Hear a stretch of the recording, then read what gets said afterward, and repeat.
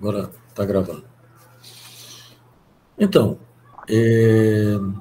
queria insistir um pouco nessa discussão esse deslocamento da noção de sintoma, porque acho que ela é muito importante, inclusive do ponto de vista clínico, né? Nós falamos na vez passada, para pegar um pouco o fio da meada, né? Nós falamos na vez passada desse deslocamento, tanto do inconsciente como do sintoma, mas comentei também para você exatamente no que diz respeito ao sintoma, e a gente vai relacionar ainda a noção de inconsciente, como já fizemos na vez passada também, mas especialmente este deslocamento da ideia do sintoma como formação do inconsciente, né? Um sintoma metáfora, que era essa primeira concepção de sintoma clássica, inclusive, na psicanálise, né? A ideia de sintoma como uma metáfora, como uma formação do inconsciente e tal. E essa outra noção que se apresenta para Lacan como um sintoma letra, um sintoma gozo, um sintoma que se situa muito mais na dimensão do real do que propriamente nessa dimensão simbólica da metáfora e das formações do inconsciente, né? Inclusive, eu cheguei a afirmar na vez passada para vocês que aquele sintoma que aparece no grafo, né, como sendo uma invasão do simbólico no real, ele não pode, tal como aparece no RSI, por exemplo, aquela figura que eu apresentei, depois eu posso até apresentar de novo, aquele sintoma a gente não pode considerar o mesmo sintoma formação do inconsciente, né? Isso porque, também para pegar o fio da meada, se eu estiver me repetindo muito, me diga, tá? Eu estou só tentando recuperar para pegar o fio da meada. Isso porque a própria noção de inconsciente, paralelamente à própria noção de linguagem, né, ela vai sendo alterada, né? A ideia de linguagem como cadeia significante, como tendo aquela composição S1, S2, e que opera todo esse processo de significação, ele até permanece para Lacan, né? Permanece como exatamente essa noção desse inconsciente cadeia, que é como se você tivesse uma instância onde, por exemplo, nós podemos fazer as decifrações, as interpretações de sentido e tal, né? É onde nós podemos dar sentido, promover um certo sentido para o que se passa conosco, né? O problema é que a clínica nos mostra que essa decifração de sentido ela não é suficiente para o sujeito dissolver o sintoma, né? Então, Lacan vai exatamente demonstrar que se nós temos uma linguagem nessa condição, nessa estrutura de amarração simbólica, né, que permite esse processo de decifração e de significação, ele vai propor uma dimensão, não sei se o nome seria propriamente dimensão, mas uma condição da nossa relação com a linguagem que é anterior a isso, né? Definição talvez seja o ponto da onde a gente deve partir para poder entender melhor essa questão. A definição que Lacan dá, que eu falei também na vez passada, se eu não me engano, na Conferência de Genebra, que ele diz assim, né, de que os nossos sintomas e a própria estrutura do sujeito ela é produzida pela coalescência entre o corpo e a linguagem, né? Esse termo coalescência ele é interessante porque ele implica uma ideia de invasão, de fusão, de coisas dessa ordem. Quer dizer, a linguagem invade o nosso corpo e passa a ser um parasita do nosso corpo. Esse é o termo que Lacan usa, agora não tenho certeza se é na Conferência de Genebra, mas eu vou recomendar para vocês a leitura da Conferência de Genebra, que vocês encontram na internet facilmente. Basta colocar Lacan, Conferência de Genebra, aparece aí uma versão. E se puderem ler também as duas conferências de Lacan sobre Joyce, o sintoma. São duas, tá? Com o mesmo nome. Não é a mesma, são duas diferentes. É claro, elas falam mais ou menos do mesmo tema. Tem uma que vocês encontram no próprio livro do Seminário 23, tá? Que está lá como anexo, se eu não me engano, cujo título é Joyce, o sintoma. Tá? E tem outra com o mesmo título, mas é diferente, que vocês não vão encontrar, vocês vão encontrar na internet também.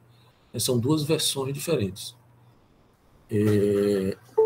Uma foi que Lacan apresentou no encontro lá, que ele foi convidado pelo Joyceano, que eu esqueci o nome do um estudioso de Joyce para o seminário sobre James Joyce, eu esqueci o nome do cara, que inclusive frequentou o seminário de Lacan, né?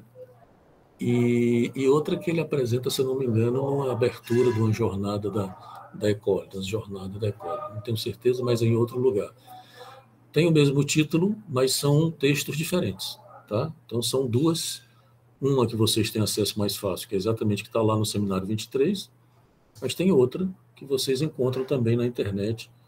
E eu não lembro onde é que se tem publicado assim, em papel. Se eu não me engano, o pessoal da letra do Rio tem um texto que tem essa conferência, eu não tenho certeza absoluta. Né? Mas vocês também encontram facilmente. Tá?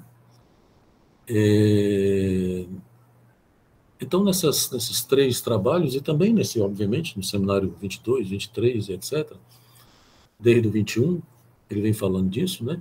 O Lacan vai estar interrogando exatamente essa operação de significação, né? Que ele já tinha dito que o grande outro não existe, desde o seminário 16, né? E ele vem, então, interrogando os efeitos dessa operação de significação, essa cópula, como ele diz, de S1 com S2, nunca se realizar. Né? S1 nunca pega S2. Quer dizer, vejam como é interessante, eu também comentei de passagem, que eu acho que na vez passada eu comentei muita coisa, a gente terminou falando de muita coisa e não se detendo em algumas dessas passagens. Talvez tenha ficado um pouco difícil por conta disso. O que é que Lacan faz no que diz respeito à linguagem? Ele abre a linguagem ao infinito. A abertura das retas, por exemplo, que Lacan faz no Novo Romeano, que eu apresentei para vocês aqui, isso é muito interessante, porque ele já tinha feito isso, essa abertura da linguagem ao infinito, mostrando, por exemplo, que a linguagem ela não tem uma amarração final. Né? Pensem no conjunto infinito, aí, o conjunto dos números inteiros, ou depois os transfinitos, enfim, Lacan trabalha com esses matemáticos que vão demonstrando e problematizando exatamente esse real do infinito, né? Porque veja que a noção de infinito na matemática, ela se aproxima muito mais da noção de real em Lacan do que o organismo. Se a gente pudesse falar do que é o real, é muito mais próximo à ideia de infinito do que a ideia de organismo. Eu acho que eu comentei para vocês na vez passada também isso. Né? Tenham cuidado, porque o real do corpo não equivale ao organismo. Tá? Já vi muita gente boa se equivocando com isso. O real do corpo não é propriamente o organismo, por mais que, obviamente, você possa afirmar que o organismo está numa dimensão real. Não é? Mas o real do corpo não é propriamente o organismo. O real do corpo, se vocês quiserem, é a morte. Né? É o fato de que, por exemplo, nós vamos morrer, inevitavelmente, por culpa do corpo. Né? Não tem como escapar disso. E não tem tampouco como significar. Né? Veja como é interessante. Você não tem um significante que você possa dar nome aos bois, como se diz. Né? Você não tem como nominar a morte. Né? A gente tenta produzir certas nominações do real, por exemplo, sobre a nossa origem. Lembrem, por exemplo, que o Lacan disse que o Édipo e o era o sintoma do Freud. Quando ele diz, lá no RSI, se eu não me engano, na lição 3 do RSI, ele diz isso. Ele vai falar do Édipo e vai dizer que o Édipo era um sintoma do Freud. Ele diz isso no seminário 17 também. Veja que nesse momento ele está usando o termo sintoma como sendo exatamente um tipo de nominação do real, tal como eu apresentei para vocês naquela figurinha do RSI. Né? É uma entrada do simbólico no real que dá um nome ao real, que faz um tipo de nominação do real. Então, para Lacan, o parricídio e o Édipo foram nomes que Freud deu para o real. Foram nomes que Freud deu para explicar a maneira dele, a partir do sintoma dele, vamos dizer assim, que ele deu para nominar o real. Por isso, inclusive, que o Lacan critica Freud no seminário, ou é no 23 ou é no 24, eu acho que é no 24, ele disse que o Freud permaneceu religioso, né? Porque Freud se manteve aí fiel ao pai, né? A essa função do pai. E veja que é interessante, porque Lacan agora ele está querendo exatamente poder prescindir do pai, poder dispensar o pai. Ele propõe isso com todas as letras no seminário 23, se eu não me engano. Às vezes eu confundo onde é que está, mas acho que é no 23. Diz a importância da gente poder dispensar o pai, contanto que se possa se fazer uso dele. Né? Aí veja que é como se Lacan dissesse, para Freud, o pai amarra o réu, né? O pai, esse pai originário e o Édipo dão uma amarração inclusive as dimensões do real simbólico imaginário. Nessa mesma lição 3, o Lacan se pergunta, lição 3 do RSI, Lacan se pergunta se o Freud tinha real simbólico imaginário. Aí ele responde, ele diz, tinha, mas o real simbólico imaginário em Freud estavam soltos. E Freud teve que inventar a realidade psíquica e o Édipo para poder enodar como um quarto anel. É a primeira vez que o Lacan fala do quarto anel. Né? Ele está trabalhando com os 3 anéis, o nó de 3, né? O real nobo-romeano, real simbólico imaginário. E nessa lição 3, ele diz isso, de que o Freud, pela primeira vez ele cita essa função de enodamento do quarto anel.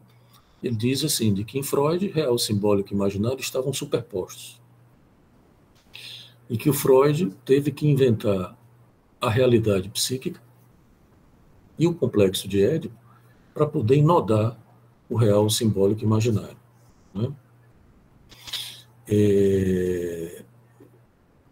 E isso teria sido uma forma sintomática de Freud de enodar essas três, da mesma maneira que o Joyce, né, fez isso. Não da mesma forma, obviamente, eu não estou dizendo que o Freud era tão louco quanto o Joyce, né?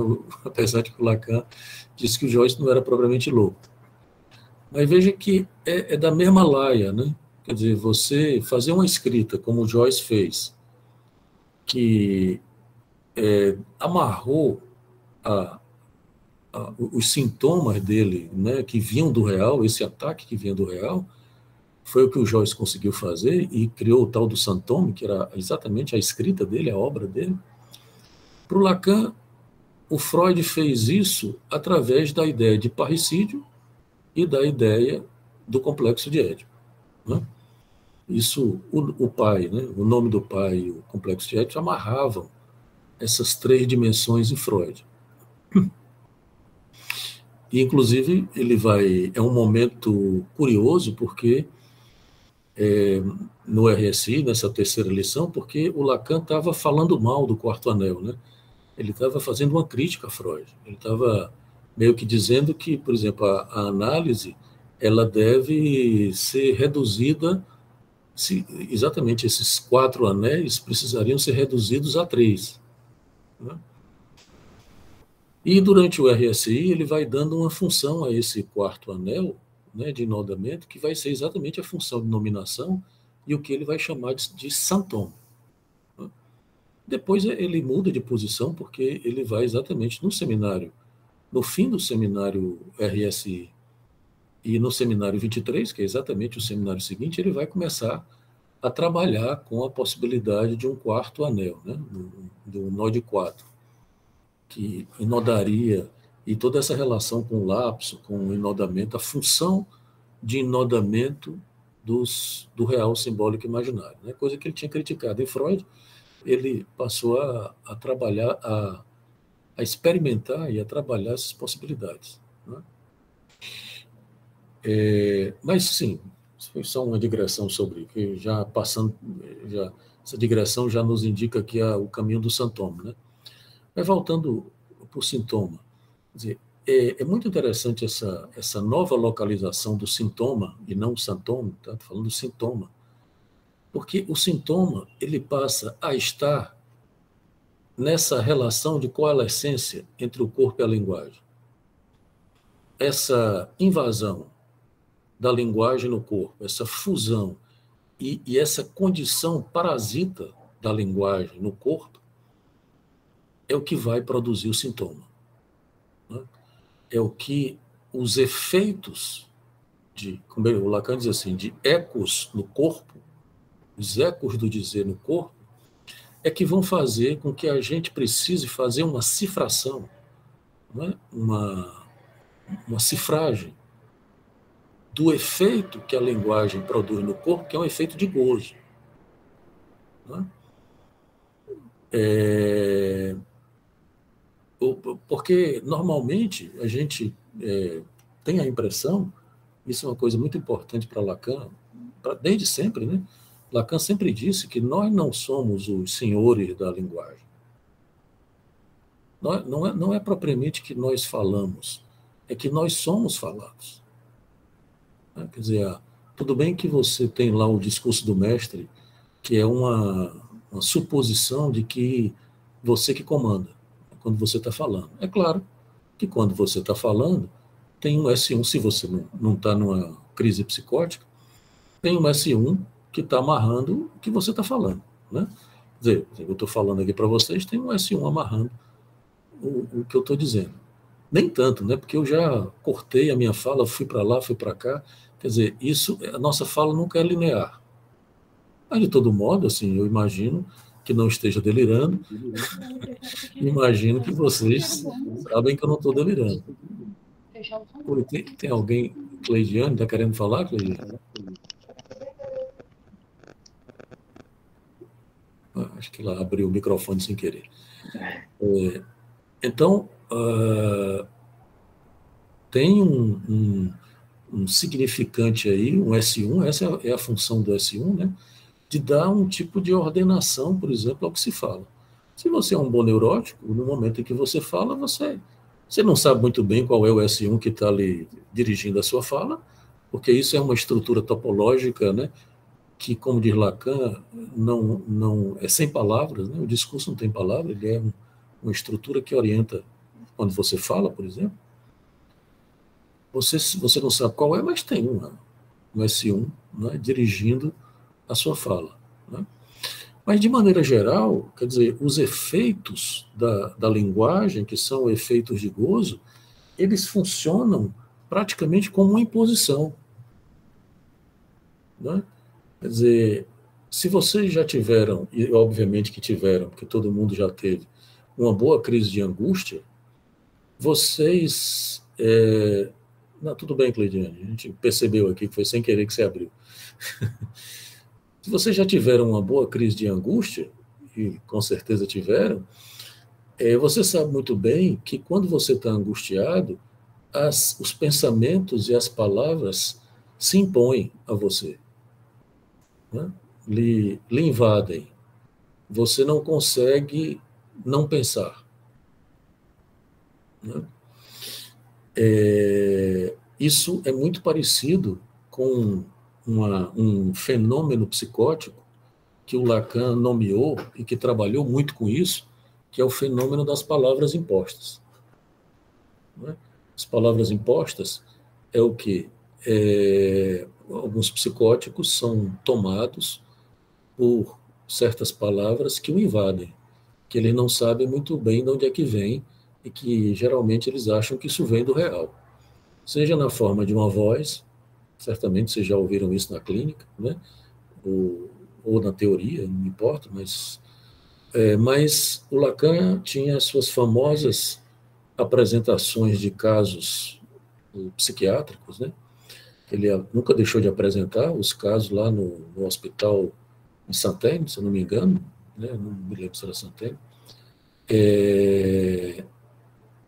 E ele tinha um paciente famoso, que era o paciente das palavras impostas, né? De que ele achava que era telepata, né? Ele achava que as coisas vinham para ele, apareciam para ele, e ele organizava isso achando que era uma coisa da ordem da telepatia. É muito curioso porque a filha do Joyce, a Lúcia, que era esquizofrênica, né, também achava que era telepata, morreu internada, né, e o Joyce acreditava nela. Né, o Joyce acreditava que ela era telepata. Ela escutava as vozes, escutava o seu pensamento e tal. Por que eu estou dizendo isso? Porque um dos sintomas, como é que Lacan, eu vou explicar um pouquinho como é que o Lacan fala do Joyce, para a gente voltar para o sintoma, tá? Não estou nem falando do sintoma ainda, estou falando do sintoma mesmo. O Lacan vai dizer que o Joyce, ele sofria dessa imposição das palavras. As palavras vinham do real. Veja como é interessante, né? As palavras chegavam para ele como uma imposição que vinha do real. E por que o Joyce não era louco? Porque o Lacan diz isso, o Joyce não era louco. O Lacan não dá o diagnóstico para Joyce de que ele seria psicótico. Quem diz que o Joyce é psicótico é o Jung, né? Que o Joyce vai visitar o Jung diagnostica ele como psicótico, mas o Lacan diz que não. De que exatamente o Joyce não era psicótico, ele não tinha uma psicose desencadeada, vamos dizer assim, porque ele conseguiu saber fazer com o seu sintoma. O sintoma dele era as palavras impostas. O que é que ele fazia? Que era como assim, uma série de letras e de palavras que se apresentavam para ele e que inclusive faziam ele gozar, porque na descrição do Joyce tem um livro muito bom, que é o livro do Harari, não sei se eu estou com ele aqui, que é um livro sobre o Joyce. Como se chama James Joyce, do Roberto Harari, que é um psicanalista argentino fabuloso, que infelizmente morreu há uns 10 anos. Nós trouxemos ele aqui, ele veio, não me lembro se ele veio uma ou duas vezes, mas ele veio aqui, é um cara muito bacana, um teórico muito bom, e eu recomendo esse livro para vocês. O título do livro é Como se chama James Joyce, do Roberto Harari, Harari com H. Tá? Diga aí, Ângela. Ângela? Ângela levantou a mão?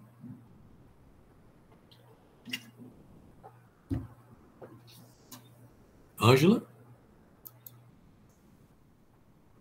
Se você está falando, a gente não está lhe ouvindo. Tá mudo, Ângela.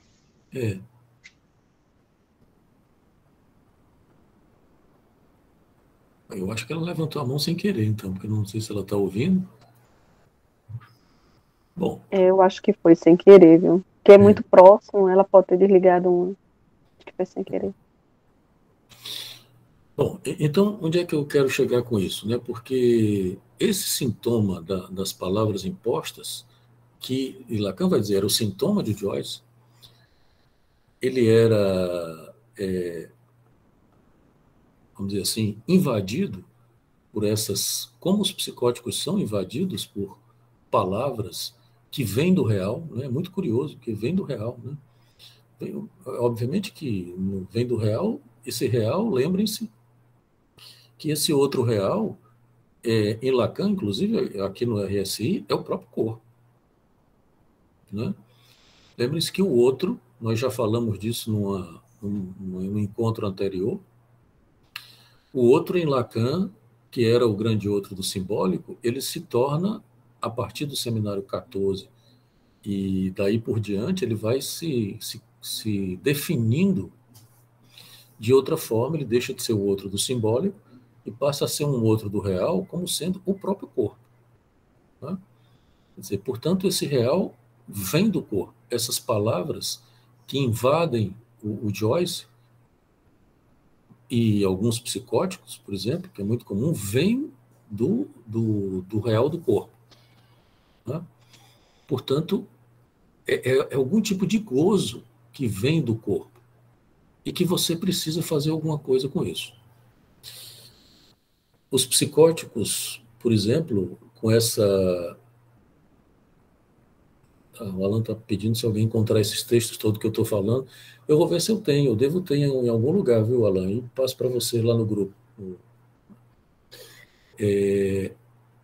O psicótico mostra, por exemplo, de maneira mais explícita, vamos dizer assim, de como o nosso corpo nos ataca. E de como a linguagem é um parasita no corpo. Não por acaso, o sintoma agora não está mais entre o simbólico e o imaginário. O sintoma entre o simbólico e o imaginário é o sintoma metáfora, é o sintoma formação do inconsciente. O sintoma agora, ele vai se apresentar, e o Lacan vai dizer isso com todas o Alan está dizendo que Joyce, o sintoma está nos outros escritos também. Não me lembrava que estava lá. A conferência Joyce, o sintoma. No seminário 20, eu disse isso também na vez passada, o Lacan define o sintoma como um acontecimento do corpo. Quer dizer, esse sintoma agora, ele é um sintoma que tenta cifrar, é o sintoma gozo, ou um sintoma letra, que cifra, de alguma maneira, faz um tipo de cifragem, né, do gozo do corpo. Né? É como se ele fizesse uma marca de como o corpo goza. Inclusive, Lacan vai dizer também de como o inconsciente goza. Né?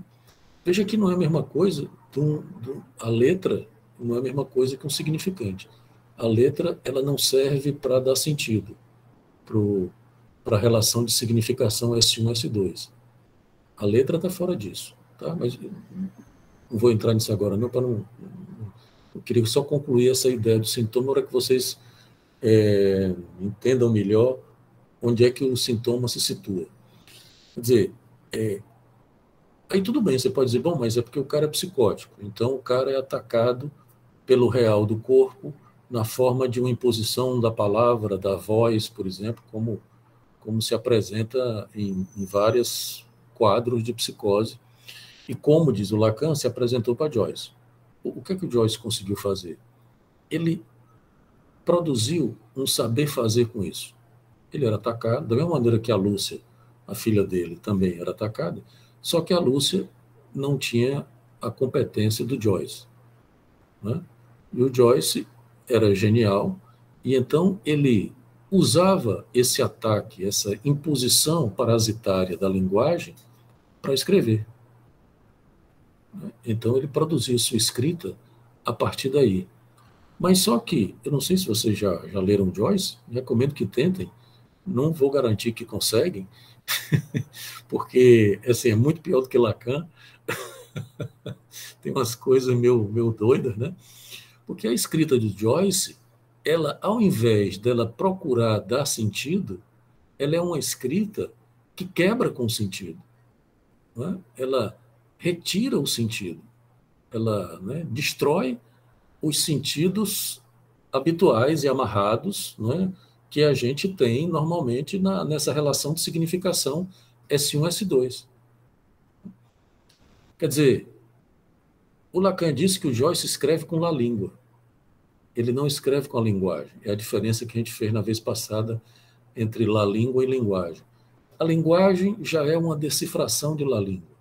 A linguagem já é exatamente a significação, o sentido, e tudo isso que a gente faz do ponto de vista de uma amarração entre S1 e S2. Né? Pois bem, la língua está fora disso. La língua é exatamente algo que é muito mais do campo da letra, que era essa distinção que eu estava fazendo para vocês entre significante e letra, né? Porque a letra, ao contrário do significante, ela não serve à significação. Ela é uma exceção, ela é uma extração do campo da linguagem. É alguma coisa que faz um tipo de fixação. E veja que o termo fixação é uma referência a Freud. Lembre-se que Freud usava esse termo de fixação, que é uma fixação de gozo, né? É a forma como o corpo goza e uma primeira cifração entre corpo e linguagem, né? Um efeito da coalescência do corpo e da linguagem, ou vou dizer de outra maneira, os efeitos no corpo da coalescência entre o corpo e a linguagem que fazem o corpo gozar. Então, esse La Língua é exatamente essa primeira cifração, e veja que eu não estou chamando decifração. A decifração já é um inconsciente cadeia, né? Já é um efeito de significação e de sentido que a gente pode dar a essas coisas, e que a gente faz isso, né?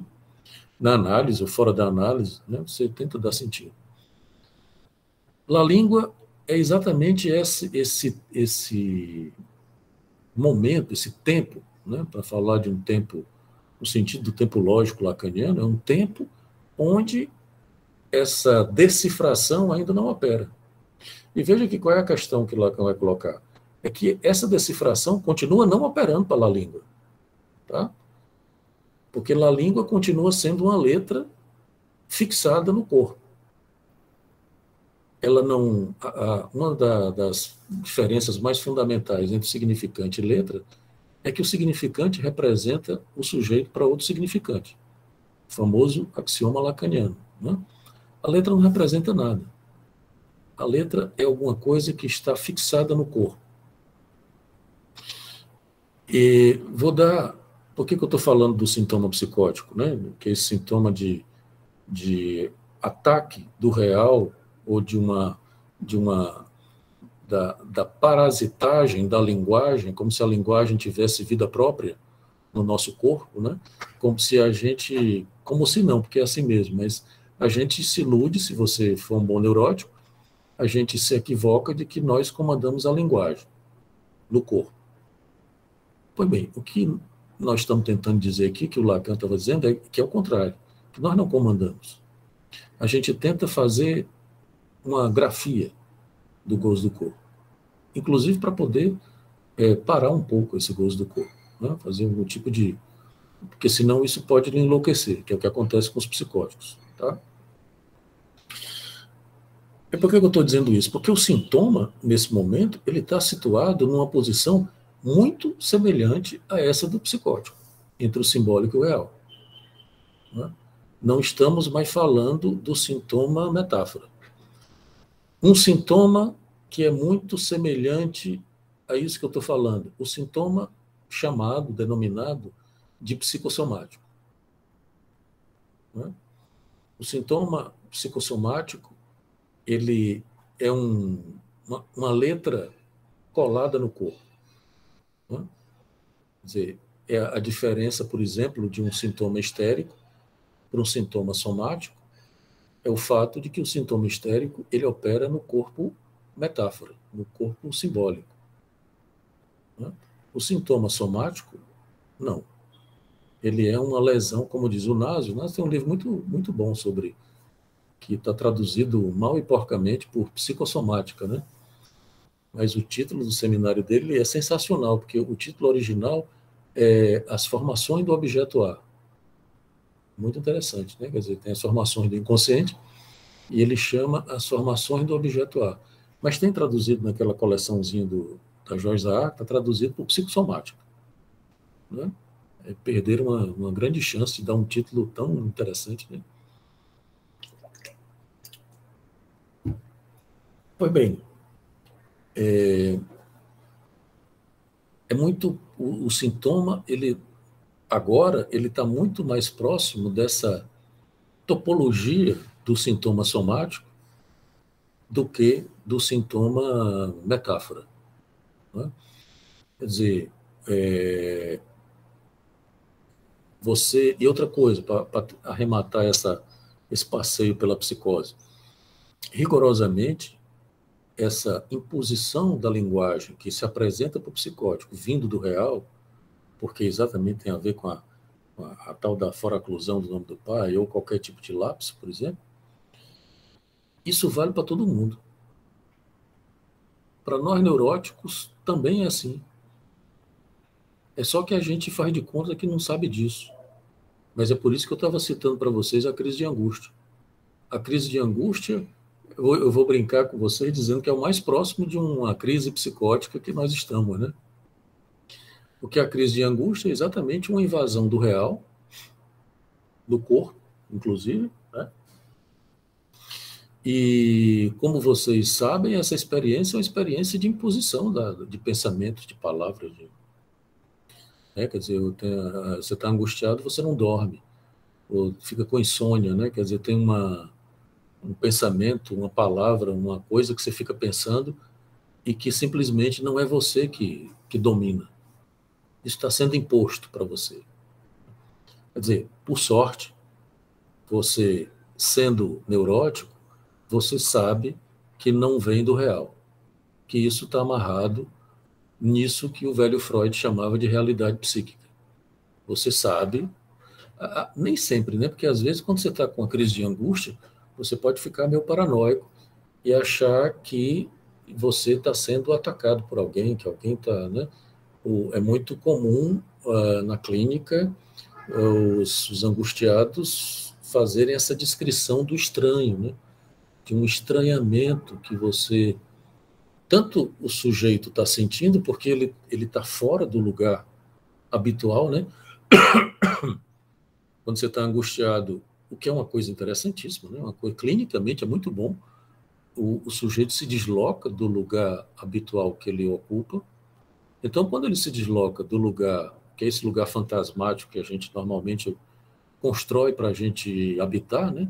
Na relação com o outro, aí numa crise de angústia, você se desloca desse lugar e isso causa um estranhamento. O sujeito fica estranhando a si mesmo e isso termina se transmitindo para o outro.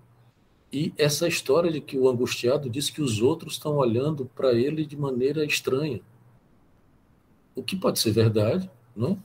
Porque ele está mesmo num lugar estranho, ele se desloca, né? Então fica num lugar meio fora do lugar habitual, vamos dizer assim. Ou pode ser simplesmente uma, um olhar dele, né? Uma interpretação dele por conta do próprio estranhamento. Então, veja bem. Oi. É o eu, professor. Fica aí a música Oi. People Are Strange, do The Doors. Pra quem quiser curtir essa vibe do... Porque é o estranho do Freud, né? O estranho que é familiar, né? Quer dizer, essa linguagem, esse parasitismo da linguagem no nosso corpo, ele não é comandado por você, né? Tudo bem que o sujeito ele tem aí algumas amarrações, como, por exemplo, o nome do pai, né, e etc., que permitem fazer alguma coisa com isso, né? Quer dizer, o sintoma e o sintoma vão ser exatamente formas ou tentativas de fazer alguma coisa com esse ataque que vem do real. Né? Vou voltar para o Joyce para talvez ilustrar clinicamente, porque o Joyce é o primeiro caso da clínica borromeana, né? Se nós temos o Schreber como sendo o primeiro caso psicótico, vamos dizer assim, propriamente dito, da psicanálise, com Freud, que nem foi caso do Freud, né? Foi um livro, mas de todo modo é praticamente considerado um caso clínico, né? O Joyce é o primeiro caso borromeano da psicanálise, né?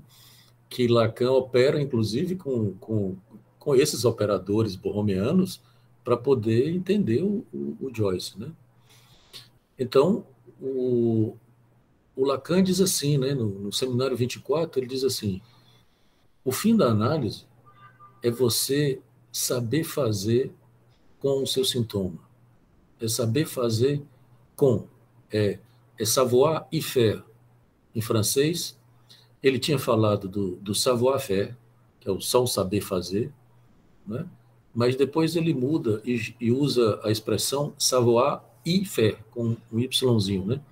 Esse y faire é o Harari traduz literalmente, o Harari traduz assim, saber aí fazer, né? Saber aí fazer, nesse livro dele do Joyce, o Harari. Mas tem outra tradução mais habitual, que inclusive está nas versões do Seminário 24, é saber fazer com, né? Saber fazer com o seu sintoma. Quer dizer, o Joyce, ele inventou uma forma de saber fazer com o seu sintoma, que era essa palavra imposta. Isso que vinha do seu corpo, né? Só que o Joyce leva o sintoma ao seu extremo, né? Porque o Lacan diz isso agora eu não me lembro, ou é nas conferências ou é no próprio Seminário 23. Ele conta como o Joyce, quando ele ia escrever, ele escrevia às gargalhadas, né? Quer dizer, ele era como se ele tivesse assim, escrevendo e obtendo um tipo de gozo que ele escrevia às gargalhadas, né? Além das famosas epifanias do Joyce, né? Que eram momentos onde ele, como ele tivesse assim uma certa iluminação de sentido, né? E que de repente ele tinha esses momentos de epifania que estão dentro do texto dele, né? Dos romances do Joyce. Mas então, quer dizer, o Lacan toma o Joyce como modelo, vamos dizer assim, né? Modelo clínico de como é que se pode fazer com isso, né? O Joyce, porque tem uma diferença, né? Porque o Joyce, ele não opera, diferentemente dos nós neuróticos meros mortais, né? Nós operamos com o inconsciente cadeia. E o Lacan tem uma famosa frase no Seminário 23, que o Lacan diz assim, de que o Joyce, ele era desabonado do inconsciente. Veja que, o que quer dizer ser desabonado do inconsciente? Ser desabonado do inconsciente é um cara que escreve e não está nem aí para decifração. Ele está pouco se lixando para decifração de sentido, para amarração de sentido que, por exemplo, o inconsciente cadeia dá. Não é? O que isso quer dizer, metaforizar e tal. A escrita dele está pouco se lixando para isso. Não é? Ele escrevia com a língua. É muito curioso, porque, quer dizer,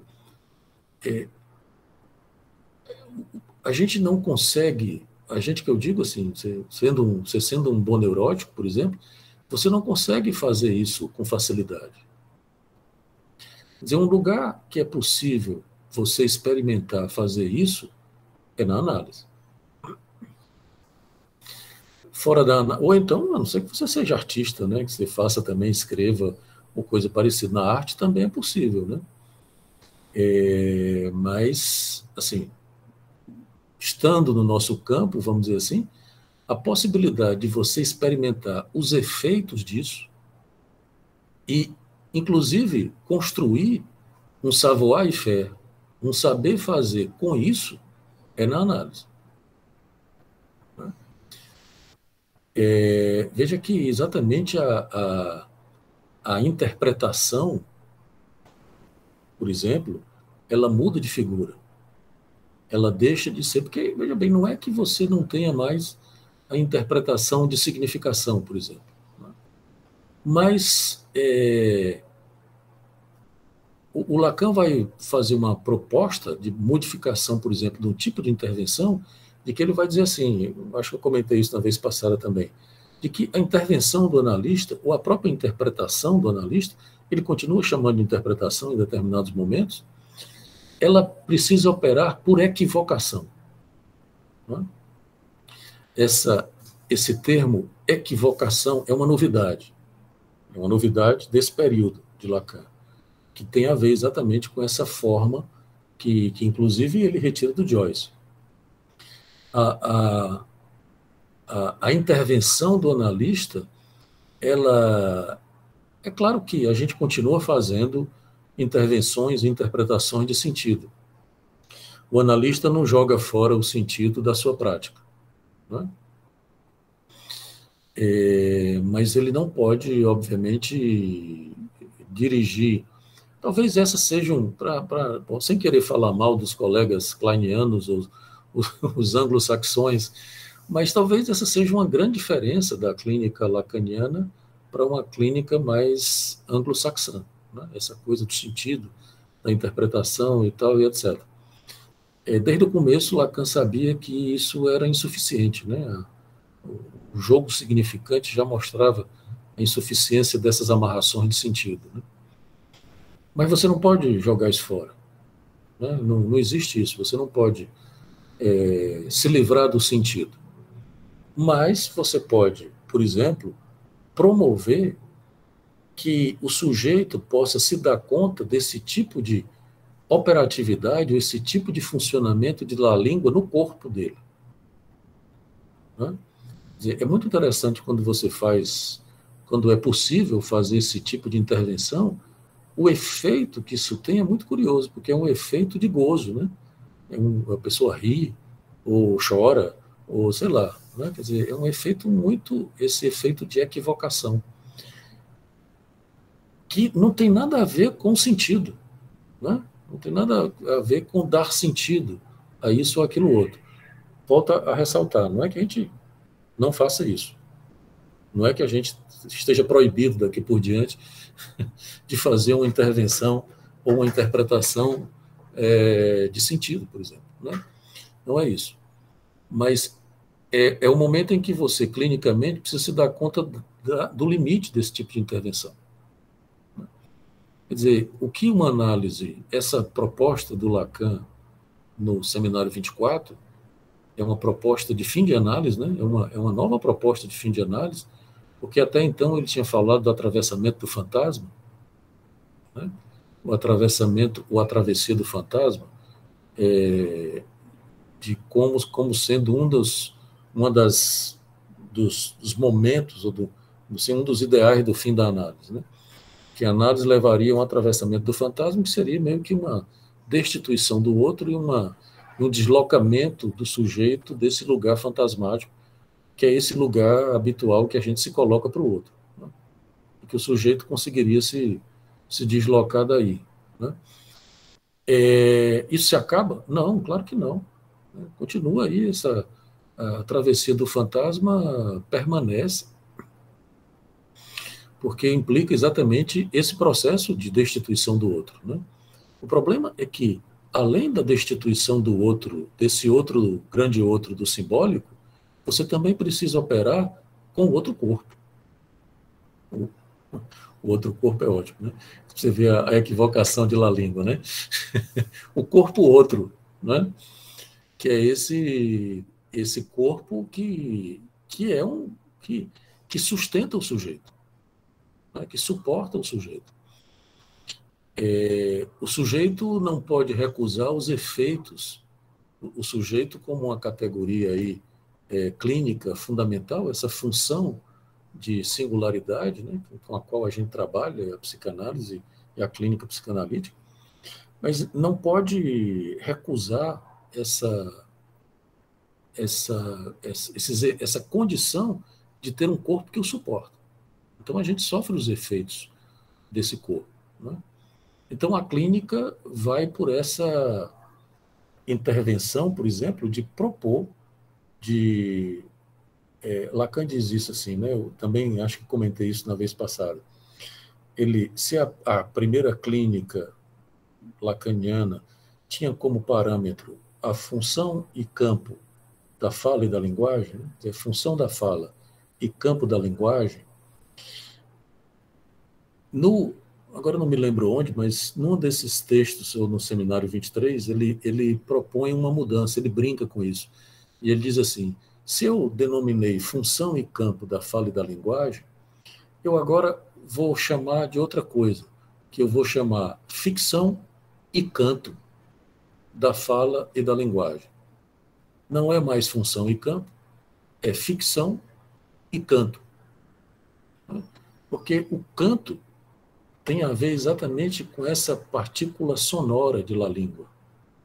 Quer dizer, Lacan vai estar dando toda uma importância para a dimensão sonora de la língua. É esse canto de la língua que, na análise, por exemplo, quer dizer, se a gente está trabalhando aqui com a possibilidade de uma clínica borromeana, uma das coisas que o analista precisa possibilitar numa clínica borromeana, vamos dizer assim, é o canto de la língua. É você possibilitar que na fala do sujeito, o sujeito possa brincar com o canto de la língua. Isso depende da escuta do analista. Isso depende, inclusive, da intervenção. Né? Então, porque você só vai, da mesma maneira que o Joyce brincou, entre aspas, com isso, o Joyce brincou meio que à força, né? Porque era o que ele precisava fazer, era uma coisa que ele precisava fazer para não enlouquecer, né? Porque, de qualquer forma, também a gente precisa fazer para não enlouquecer também, né? Mas é como se o que o Joyce fez com essa imposição de la língua para ele, que foi criar uma escrita para isso, criar uma escritura, é a mesma coisa que a gente precisa fazer. É a mesma coisa, entendam, né? Estou falando do ponto de vista de um modelo. Você não precisa ser um Joyce, mas você precisa criar uma ficção. Você precisa criar uma ficção, até porque essa ficção, e aí é interessante porque essa ficção ela tem a ver com a letra. Porque, inclusive, Lacan escreve a ficção com X. Né? É um fiction, fazendo referência exatamente a essa fixação da letra no corpo. Né? Quer dizer, essa ficção é você que tem que inventar. Você que eu digo o analisante, né? Não o analista. É o analisante que tem que inventar. E o termo é esse, não é criar. O termo é inventar. O termo que Lacan usa. Né? Você, através dessa intervenção do analista, que é feita por equivocação, o analisante ele vai inventar um determinado significante que possa nominar o real, né? Dar nome ao real.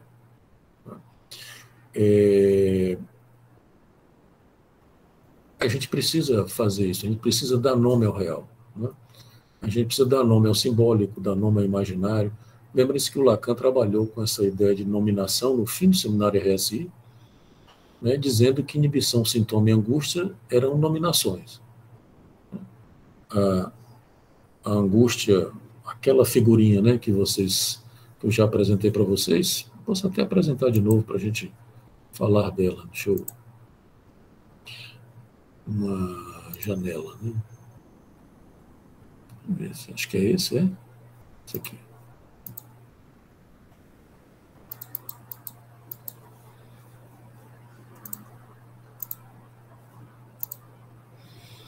Tá dando para ver bem aí, gente?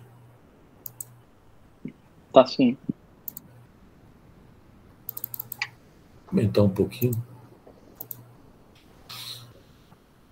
Essa figura é a figura clássica do RSI, que eu já apresentei para vocês várias vezes, né? E nas últimas lições do RSI, o Lacan vai exatamente partindo dessa ideia de que a angústia é uma invasão do real no imaginário, que a inibição é uma invasão do imaginário no simbólico, e o sintoma, uma invasão do simbólico no real, e partindo exatamente dessa ideia de que o sintoma é uma nominação do real, né? É uma forma que você tem para fazer algum tipo de grafia do real. Ele vai partir para essa ideia de nominação, que é uma outra novidade, né? Uma outra novidade. E ele vai dizer, então, de que o sintoma é uma nominação simbólica, a angústia é uma nominação real e a inibição é uma nominação imaginária, né? Quer dizer, se você considerar, tudo bem que no RSI ele vai situar o corpo no imaginário, né? Ele vai dizer que o corpo, lá desde a terceira, que é uma conferência também, que eu também recomendo que vocês leiam, chama a terceira, se eu não me engano está nos outros escritos também, mas eu tenho também, qualquer coisa eu posso colocar lá no grupo. Lá na terceira, o sintoma aparece de uma forma diferente. A terceira, ela é uma conferência que ele dá 2 ou 3 semanas antes do início do seminário RSI. Mas na terceira, ao invés do sintoma aparecer como uma invasão no real, uma invasão do simbólico no real, ela aparece ao contrário, uma invasão do real no simbólico, né? É como se fosse ao contrário aqui, né? O real que entraria, invadiria o simbólico, né? Não é um erro, tá, gente? Muita gente se confunde, porque na terceira está o oposto do que está aqui no RSI. Não é um erro, foi o que Lacan, 2 ou 3 semanas antes, propôs, para vocês verem como ele estava situando o sintoma entre o real e o simbólico, né? Ele muda 2 semanas, 3 semanas depois, eu não me lembro quanto tempo, mas é pouquíssimo tempo. Tanto é que na primeira lição do RSI, ele já apresenta essa figura corrigida, vamos dizer assim, né? Com o sintoma sendo a entrada do simbólico no real e não do real no simbólico. Tá? Mas, de todo modo, quer dizer, essa proposição do Lacan, do sintoma como sendo uma entrada do real no simbólico, ela tem a ver exatamente com tudo isso que eu estava falando há pouco, né? Desse efeito real de la língua, de como a linguagem é um parasita que está toda hora nos atacando e produzindo seus efeitos, né? E que a gente não se livra dela. A gente não se livra da linguagem. Nós não vamos, né, nos livrar da linguagem nunca. A gente precisa fazer alguma coisa.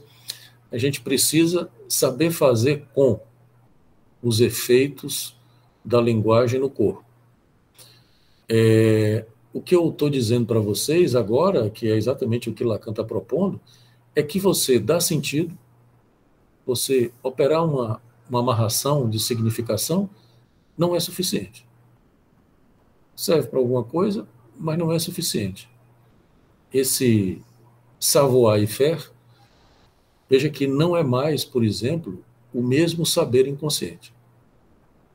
Não é aquele saber inconsciente que tem a ver com a história do sujeito, com o Édipo, com o pai e etc.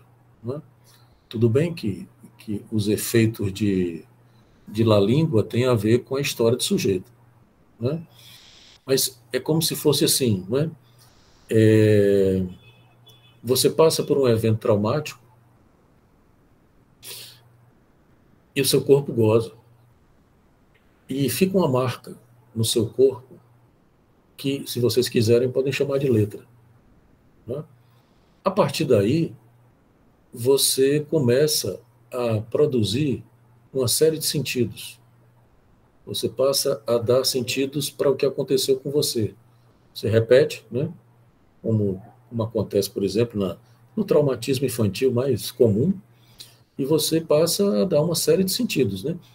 O primeiro sentido que você dá é a castração e o Édipo, né? Veja que...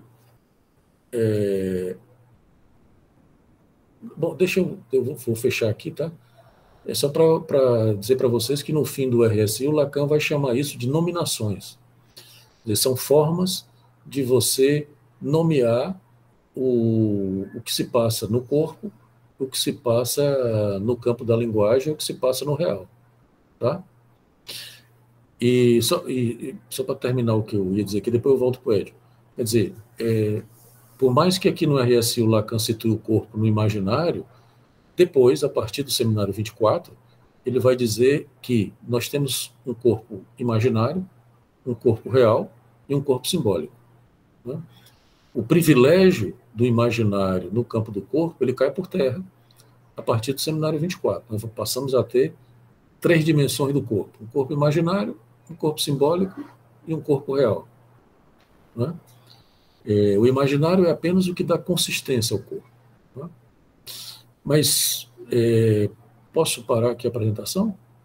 Acho que essa figurinha vocês já conhecem de cor e salteado. Né? Voltando para o Édipo. Né? Então, veja bem, quando o Lacan disse que o Édipo era o sintoma do Freud, o que é que ele quer dizer? Que o Édipo já é uma resposta que Freud deu e que nós neuróticos damos para os efeitos traumáticos do corpo. Veja que para Lacan, desde cedo, não é da agora não, se vocês lerem, por exemplo, A Significação do Falo, que é um texto de 58, que é um texto que eu gosto muito, porque acho que ele é uma baliza de um determinado período. Se vocês lerem esse texto do Lacan, vocês vão ver que o Lacan não está nem aí por Édipo. Ele passa tudo bem que ele comenta de passagem, mas a significação do falo é um texto sobre os efeitos do traumatismo da entrada na linguagem, que ele chama lá de privação originária. Aqui, o que é privação originária lá na significação do falo, aqui ele vai chamar de foraclusão originária. Né? O termo é esse, foraclusão originária. Quer dizer, não é por acaso que eu comecei a falar a partir das psicoses. Quer dizer, é como se estivesse dizendo, do ponto de vista da estrutura e dos efeitos da coalescência entre o corpo e a linguagem, nós não estamos muito distantes dos psicóticos. Tá? A estrutura, ela tem uma foraclusão no centro, no núcleo, uma foraclusão originária, né? Que inclusive nem é a mesma coisa que um recalque originário. Tá? É mais grave. Alguma coisa, como diz Lacan, que não cessa de não se inscrever. Mas, Cleidiane, você levantou a mão? Oi, professor, boa noite. Sim, eu fiquei em dúvida, quando o senhor fala do simbólico no real, né? Eu queria entender melhor se isso é possível na psicose, porque parece, né, que na psicose não existe esse simbólico no real, como uma procura de causa, né? Parece que é passado por cima, né? Como se já quisesse uma solução. Eu fiquei, assim, na dúvida quando o senhor mostrou lá o desenho. Eu não sei se eu entendi sua pergunta, Cleidiane. Eu vou responder, você me diz se eu entendi ou não. Certo, tá bom. Porque, veja bem, na psicose você tem uma certa colagem do simbólico com o real. Né? Não tem... por exemplo, o Lacan, no Joyce, o Lacan vai dizer isso, né? Que eu não sei se eu acho que eu mostrei para vocês o nó do Joyce, né? Que quando... Eu não sei se ele está aqui. E quando o Joyce faz o lapso, que ele passa o simbólico, o lapso eu já defini para vocês o que é, né? O lapso é um erro no enodamento do nó. Então, por exemplo, eu mostrei para vocês que o enodamento é aquela coisa que passa por cima, passa por baixo e tal. Então, o Lacan vai dizer que o Joyce faz um lapso onde ele, entre o simbólico e o real, que ele deveria passar por cima do real e passa por baixo. Né? Quando ele faz isso, o nó do Joyce, eu não vou fazer porque senão vai demorar muito, mas quando ele faz isso, o imaginário, que é o verdinho, a gente já estabeleceu isso aqui, né? O imaginário se solta. E aí o que fica é o real e o simbólico inodados, mas inodados de forma trivial, ou de forma, não de forma trivial, claro, de forma não borromeana, eles estão interpenetrados. Né? Então, por exemplo, é por isso que a escrita do Joyce, para Lacan, o Lacan vai dizer, inclusive, de que nesse caso, lembrem-se que o nó borromeano não tem interpenetração, isso aqui não existe. Tá? Essa interpenetração, um entrando no outro, do nó olímpico, não existe no nó borromeano, lembram disso? Isso aqui é o efeito do lapso do Joyce. Tá? Que quando ele faz o lapso, o imaginário cai, o que já é uma polêmica, porque nesse caso você teria um desinodamento, né? Depois o Lacan meio que não é propriamente abandona, ele nunca mais volta a isso, ele não se refere mais a essa ideia de um desinodamento, né? Mas no 23, ele vai dizer isso, cai o imaginário, o Joyce fica sem corpo, né? O corpo dele fica comprometido, mas ele permanece, o real e o imaginário, interpenetrados.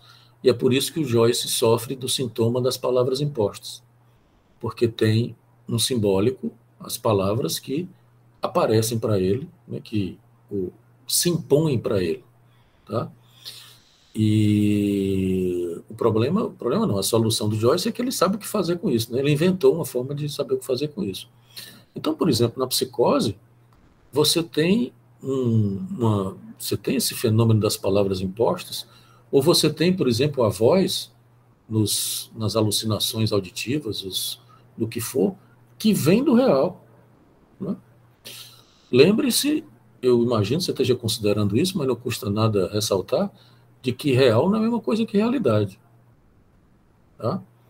A voz, obviamente, não vem da realidade. Real não é realidade. A realidade é essa construção imaginária e simbólica que a gente faz por sobre o real. Né?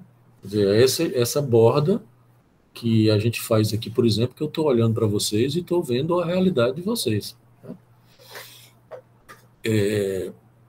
E nessa realidade a gente tenta exatamente escamotear o real. Né? A gente não vai estar falando do real a toda hora, porque senão a gente não suporta.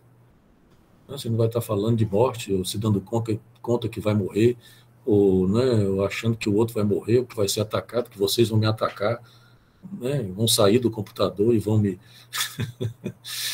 Quer dizer, é claro que essa realidade, ela escamoteia o real, né? A realidade virtual, especialmente, né? Porque, por exemplo, a gente está nisso aqui para quê? Para não morrer, né? A gente está nisso aqui para não fazer reunião presencial, pegar Covid e morrer. Né? Quer dizer, então, tem um real aí, mas que não é a mesma coisa que realidade. Então, tem essa interpenetração entre o simbólico e o real na psicose. Entende? Não sei se eu respondi sua pergunta, se era isso que você estava perguntando. Como eu disse, eu não me entendi bem, Cleidiane. Diga aí.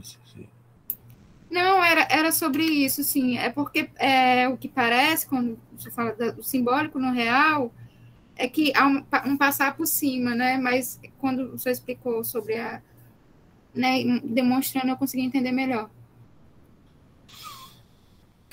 Rigorosamente você, inevitavelmente, que aí é onde Lacan vai chegar, né? Não tem como, você tem que pensar RSI, você tem que pensar real, simbólico e imaginário.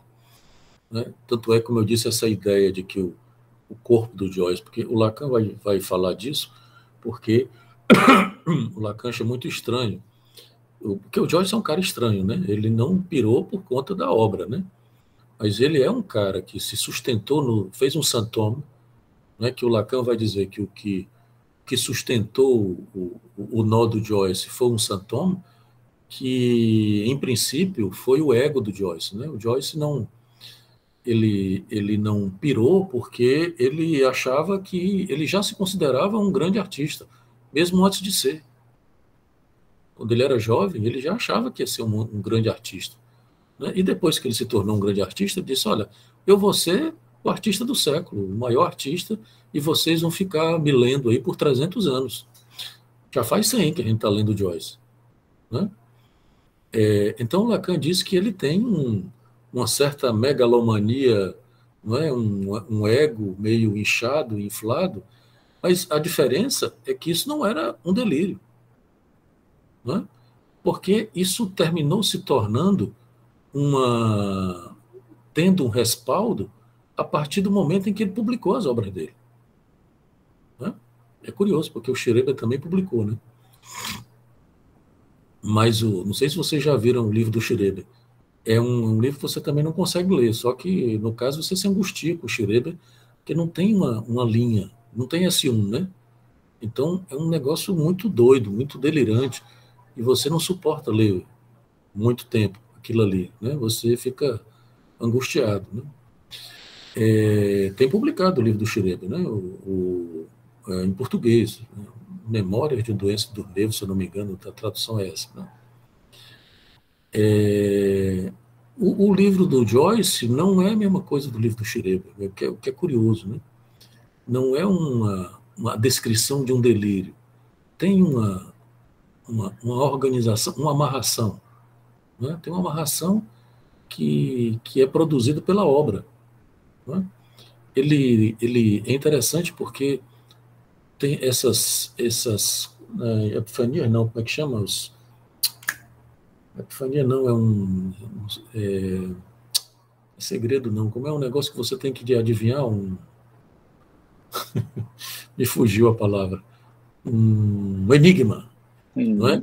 É muito interessante isso, tem os enigmas do Joyce, que é muito interessante, gente, porque os joycianos inveterados, os caras que tem uma galera que assim são joycianos inveterados e fazem, por exemplo, tem o dia lá do como é que chama? Do Finnegan's Wake, se eu não me engano, que tem Bloomsday, né? Bloomsday, exatamente. Bloomsday. Que os caras fazem o percurso lá do livro do Joyce, é um negócio muito curioso. E ficam, veja como é que funciona a coisa, e funcionou para o Joyce, né? Ficam querendo exatamente sacar os enigmas. O que é uma coisa interessantíssima.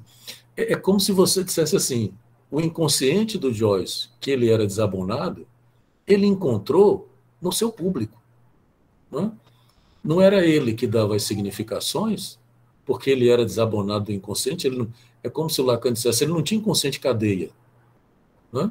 Mas ele encontrou isso no momento em que ele publicou, deixou de ser um delírio. Passou a ser algo que ele compartilha com os seus leitores. É muito curioso isso. Ele não perdeu de vista isso, né? Porque se ele tivesse perdido de vista, ele não teria publicado. Ele está dirigido, de alguma maneira, ele dirige isso para o outro. Ele goza e quer fazer o outro gozar também, de alguma maneira, na leitura dos textos dele, né? Então, isso é muito curioso. No Joyce, por exemplo, ele não é diferente do Schreber, porque ele faz uma obra, né? O Schreber não faz uma obra. O Schreber, ele conseguiu dar uma escritura ali para o delírio dele, se organizou, inclusive, saiu da crise, né? O Schreber, quando escreveu o livro, para você ver como é interessante, né? Quer dizer, é muito comum você encontrar isso na clínica, por exemplo, pacientes que dizem que se tranquilizam da angústia escrevendo. Como a escrita tem essa função de fazer algum tipo de cifragem, né, da angústia, disso que vem do corpo. Quer dizer, faz um tipo de enodamento, um tipo de amarração. Né? Quer dizer, como se a escrita fosse um savoir-faire, um saber fazer com isso. Né? Então, veja que na clínica, essa abertura para exatamente essa sonoridade de la língua, ela é muito importante. Né? Porque é uma forma de você possibilitar o sujeito a burilar, vamos dizer assim, determinadas formas desse canto de la língua, dessa sonoridade de la língua. E ele mesmo construir isso que Lacan chamava de ficção. Diga aí, Euler. Leonardo, tem algum livro assim ilustrativo, algum livro que tem demonstrações, por exemplo, faz demonstrações de La Língua em trechos de poesia, literatura, ou alguma coisa do tipo, por curiosidade mesmo, ou, enfim. Rapaz, tem artigos, né? Tem artigos, tem um artigo famoso, que já é clássico, do Haroldo, que esqueci o título, ele faz inclusive o título é uma brincadeira, está naquele livro do Cesarotto, Ideias de Lacan, Eu sei qual é o que... livro. Hã? Eu sei qual é. Pois é, tem um artigo lá do... Agora esqueci o nome do cara. Haroldo... Eu não lembro mais. Mas, assim, especificamente... O afrodisíaco, não sei o quê, na galáxia de La Língua, é? Eu acho que é isso. Haroldo Campos, não é isso? Aqui é. É esse mesmo. Acho que é esse. Não tenho certeza, mas acho que é. Tá? Então, não conheço assim, um livro específico que fale diretamente sobre isso, né? Mas, a não ser os próprios seminários do Lacan, né? No seminário 23 ele vai falar disso, né? No seminário 24 também, né? Então, pelo menos não lembro disso agora, não. Posso depois pensar e recomendar para vocês. Tá? Tem, assim, textos teóricos sobre a língua, isso tem, né? Tem, agora, assim, fazendo ilustrações clínicas, que eu acho que é o que você está perguntando, eu não conheço, assim, né? Pelo menos, assim, um texto de porte, um livro, uma coisa especificamente, eu não... Tem o do Milné. Agora tá difícil. Tá difícil de eu encontrar ele aqui.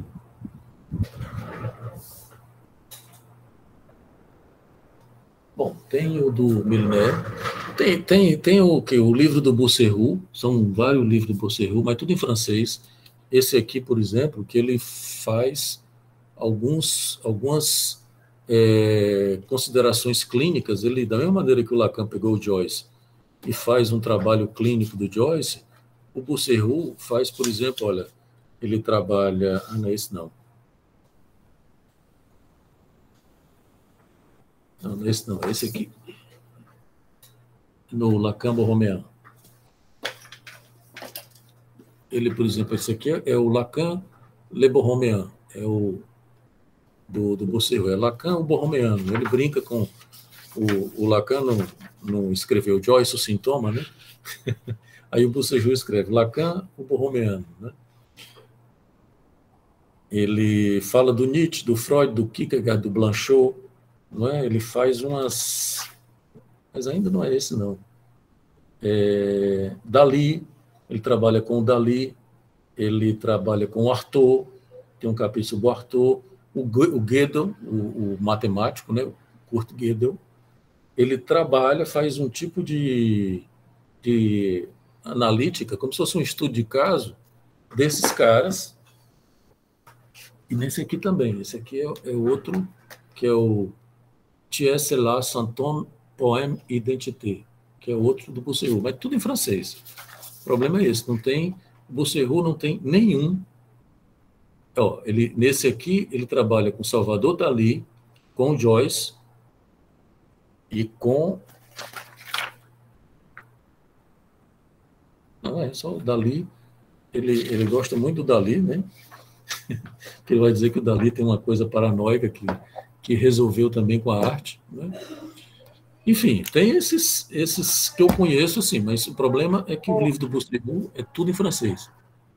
Diga. Leonardo, me parece que tem um de Millet, não sei se é esse que tu pensou, é o do monólogo de Aparola, acho que é isso. Eu não sei onde está, mas é bem interessante esse texto. Eu já tive acesso a ele. Eu vou tentar localizar e qualquer coisa eu mando no grupo. É um daqueles O seminários. monólogo de Aparola. Ele tá. É isso que eu estou tentando me lembrar, já faz tempo que eu vi. É o monólogo de Aparola, mas eu não me lembro. Eu sei que é de Millet. Mas eu vou tentar localizar e boto no grupo.